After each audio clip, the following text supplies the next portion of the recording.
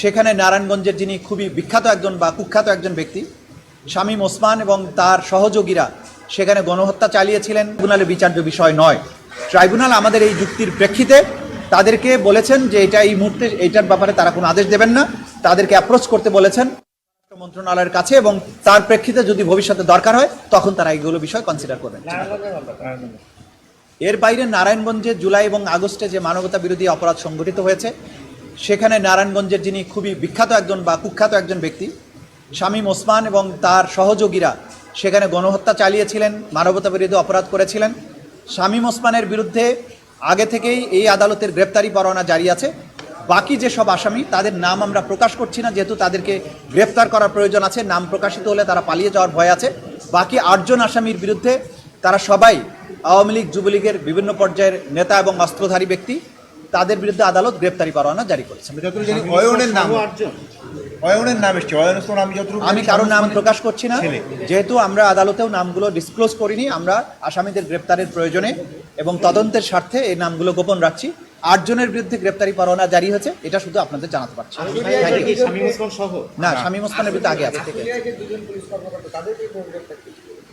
আশুলিয়ার ব্যাপারে যেটা আমরা বলেছি যে আমরা যে সর্বশেষ সময়ে তদন্ত সংস্থা নতুন কিছু আলামত এবং নতুন কিছু প্রমাণ, তথ্য প্রমাণ পাওয়ার প্রেক্ষিতে তদন্তের জন্য সময় বৃদ্ধি করে নিয়েছেন। সেই তদন্তে এই 2 জন পুলিশ অফিসারের সম্পৃক্ততা প্রমাণিত হয়েছে। এবং আমরা আপনাদেরকে আগেও বলেছি যে কিছু ভিডিও এভিডেন্স আমরা আমাদের তদন্ত সংস্থা কালেক্ট করেছে, যেখানে আরও অনেক ব্যক্তির অংশগ্রহণ এই অপরাধের সাথে পাওয়া গেছে এবং তারা কিভাবে এই মানুষগুলোকে হত্যা করেছে সেই ভিডিওগুলো তাদের হাতে এসেছে। সেই ভিডিওগুলো যাচাই বাছাই করে এই 2 জনকে আইডেন্টিফাই করা হয়েছে। আরও ব্যক্তিদেরকে আইডেন্টিফিকেশনের প্রক্রিয়া চলমান আছে। এ কারণেই তদন্ত সংস্থার সময় নিয়েছে। যে 2 জনকে আজকে তাদের বিরুদ্ধে প্রোডাকশন ওয়ারেন্ট জারি করা হয়েছে তারা অন্য মামলায় গ্রেপ্তার আছে, কিন্তু যেহেতু এই মামলায় তাদেরকে সম্পৃক্ত পাওয়া গিয়েছে সে কারণে তাদেরকে এই মামলায় গ্রেপ্তার দেখানোর জন্য আবেদন করা হয়েছিল, সেটা আদালত মঞ্জুর করেছে। প্রধান উপদেষ্টা যে সাক্ষাৎকারে বলেছেন যে মের মধ্যে শেখ হাসিনার বিচার শুরুর ব্যাপারটিতে একজন উপদেষ্টা এ নিয়ে সম্প্রতি একটা স্ট্যাটাসও দিয়েছেন। তিনি বলেছেন মের শুরুতেই বিচার শুরু হবে।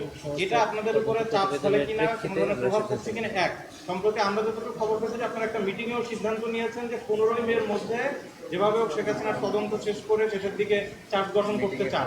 মানে সব মিলিয়ে শেখ হাসিনার বিচার প্রক্রিয়া তাহলে কি দাঁড়াচ্ছে? বিচার প্রক্রিয়া যথাযথ গতিতে অগ্রসর হচ্ছে।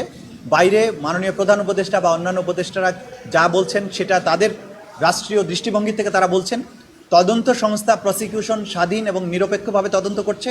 তদন্তের প্রয়োজনে যতটুকু সময় নেওয়া দরকার তারা নিচ্ছে এবং আমরা আশা করছি খুবই দ্রুততম সময়ের মধ্যে তারা চার্জশিট দিতে পারবেন। তার শেখ হাসিনার যে মামলার কথা আপনারা উল্লেখ করেছেন তার ব্যাপারে তদন্ত সংস্থা প্রসিকিউশন সবচাইতে বেশি গুরুত্ব দিয়েছে এবং গুরুত্বের সাথে কাজ করছে। খুব সহসাই হয়তো এর রেজাল্ট আপনারা দেখতে পাবেন। Thank you. বলতে পারছি না। একটা ছোট কোশ্চেন, সেটা হচ্ছে আপনি আগে একদিন বলছিলেন যে আইজিপি একটা কথা বলেছেন যে তদন্ত প্রমাণিত না হলে না, বাইরে কে কি বলছেন এটা নিয়ে আমরা কোনো মন্তব্য করতে চাই না। আইন তার নিজস্ব গতিতেই চলবে।